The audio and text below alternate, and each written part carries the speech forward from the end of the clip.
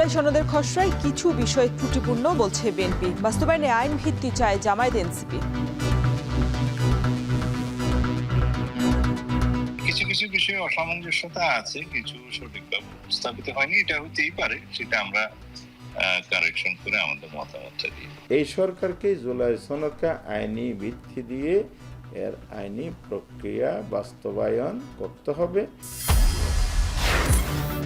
সিলেটের পাথর লুটে পর্যটক কমেছে ৭০%।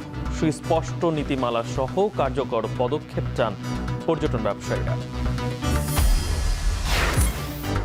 সাতক্ষীরার অপরিকল্পিত সেতু খননের অভাব আর নৌপথে যাত্রী সংকট, বন্ধ হচ্ছে একের পর এক নৌ রুট।